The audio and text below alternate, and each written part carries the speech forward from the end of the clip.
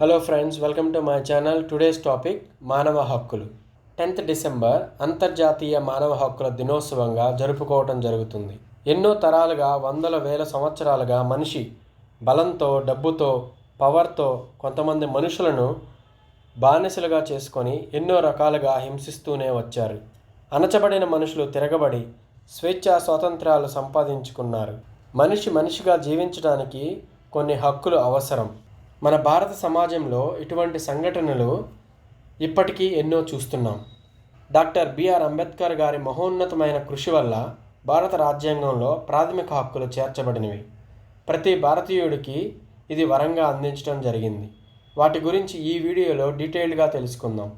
ప్రాథమిక హక్కులు పౌరులకు తమ వ్యక్తిత్వాన్ని అభివృద్ధి పరుచుకొనడానికి మరియు బాధ్యత కలిగిన పౌరులుగా హుందాగా జీవించడానికి ప్రభుత్వ పరంగా చట్టరీత్యా ఇవ్వబడిన స్వేచ్ఛా స్వాతంత్ర్యాలు. మన భారత రాజ్యాంగంలో 6 ప్రాథమిక హక్కులు ప్రధానంగా చూస్తున్నాం. సమానత్వపు హక్కు, స్వాతంత్ర్యపు హక్కు, దోపిడీ నివారించే హక్కు, మత స్వాతంత్ర్యపు హక్కు, సాంస్కృతిక విద్యా హక్కులు, రాజ్యాంగ పరిహారపు హక్కు, సమానత్వపు హక్కు. రాజ్యాంగం ఆర్టికల్ 14, 15, 16, 17 మరియు 18ల ప్రకారం ప్రసాదించబడింది. ఈ హక్కు చాలా ప్రధానమైనది. స్వేచ్ఛా సమానత్వాలు ప్రసాదించే ఈ హక్కు ఈ క్రింది విషయాలను హామీ ఇస్తుంది. చట్టం ముందు సమానత్వం. రాజ్యాంగం ఆర్టికల్ 14 ప్రకారం పౌరులందరూ సమానంగా భారత చట్టాల ప్రకారం కాపాడబడాలి. అనగా ప్రభుత్వం పౌరుల పట్ల ఎలాంటి విభేదాలు చూపరాదు. కుల, మత, వర్గ, లింగ మరియు పుట్టిన ప్రదేశాల ఆధారంగా ఎలాంటి భేదాలు చూపరాదు.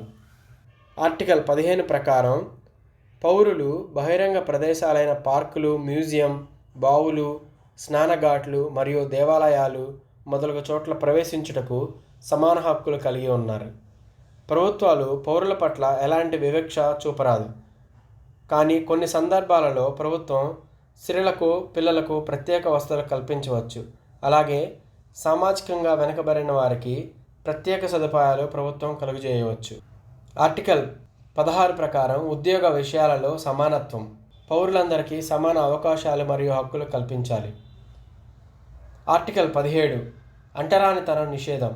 అంటరానితనాన్ని ఎవరైనా అవలంబిస్తుంటే చట్ట ప్రకారం శిక్షార్హులు.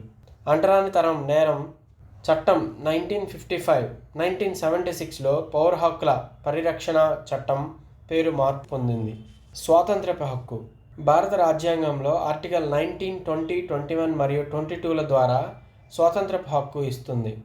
వాక్ స్వాతంత్రపు హక్కు, సమావేశాలకు స్వేచ్ఛ, సంస్థలు, సొసైటీలు స్థాపించే హక్కు. భారత పౌరుడు భారతదేశం అంతర్భాగంలో ఏ ప్రాంతంలోనైనా పర్యటించవచ్చు. భారత అంతర్భాగంలో ఏ ప్రదేశంలో అయినా పౌరుల నివాసాన్ని ఏర్పరచుకోవచ్చు. కానీ షెడ్యూల్ కులాలు, షెడ్యూల్ తెగల పరిరక్షణ దృష్ట్యా ప్రభుత్వం కొన్ని నియంత్రణలు చేయవచ్చును. భారతదేశంలో ఏ ప్రాంతంలోనైనా పౌరులు వ్యాపారాలు, వర్తకాలు, ఉద్యోగాలు చేపట్టవచ్చు. కానీ నేరపూరిత వ్యాపారాలు, చీకటి వ్యాపారాలు మరియు నీతి బాహ్య వ్యాపారాలు చేపట్టరాదు. దోపిడీ నివారించే హక్కు. బాల కార్మికుడు మరియు స్వేచ్ఛారహిత కార్మికులు. The right against exploitation. కట్టు బానిసత్వం మరియు బాల కార్మిక విధానాలు నిషేధం. మత స్వాతంత్ర్యపు హక్కు. భారతదేశంలో పౌరులందరికీ మత స్వాతంత్ర్యపు హక్కును ఆర్టికల్ 25, 26, 27 మరియు 28ల ప్రకారం ఇవ్వబడింది. ఈ స్వేచ్ఛా స్వాతంత్రం సెక్యులరిజం సూత్రాలను స్థాపించుటకు ఉద్దేశించినవి. భారత రాజ్యాంగం ప్రకారం భారతదేశంలో అన్ని మతాలు సమానమే. ఏ మతము ఇతర మతంపై ఆధిపత్యం కలిగి ఉండరాదు. ప్రతి పౌరుడు తన ఇష్టానుసారంగా మతాన్ని అవలంబించుటకు స్వేచ్ఛ కల్పించబడినది. పౌరులు తమ మతాల గురించి ఉపన్యసించవచ్చు, అవలంబించవచ్చు మరియు మత వ్యాప్తి కొరకు పాటుపడవచ్చు. సాంస్కృతిక మరియు విద్యా హక్కులు. భారత జాతీయ పతాకం. భారతదేశం అనేక మతాలకు, భాషలకు మరియు సంస్కృతులకు నిలయం. రాజ్యాంగం వీరికి కొన్ని ప్రత్యేక హక్కులను ఇస్తుంది. ఆర్టికల్ 29 మరియు 30 ప్రకారం మైనారిటీలకు కొన్ని హక్కులు ఇవ్వబడినవి. విద్యను బాలల ప్రాథమిక హక్కుగా గుర్తిస్తూ విద్యా హక్కు చట్టం చేశారు. ఉపాధి హామీ పథకం, సమాచార హక్కు చట్టాల తరహాలో ఇది అమలవుతుంది. 6 నుంచి 14 ఏళ్ల మధ్య వయసు గల బాలబాలికలందరూ తప్పనిసరిగా పాఠశాలల్లో చేరి చదువుకునేలా చూస్తూ వారికి ఉచిత విద్య అందించాల్సిన బాధ్యత రాష్ట్ర ప్రభుత్వాల మీద ఉంటుంది. ప్రస్తుతం దేశవ్యాప్తంగా ఈ వయసు పిల్లలు 92 లక్షల మంది పాఠశాల చదువులకు వెలుపలే ఉండిపోతున్నారు.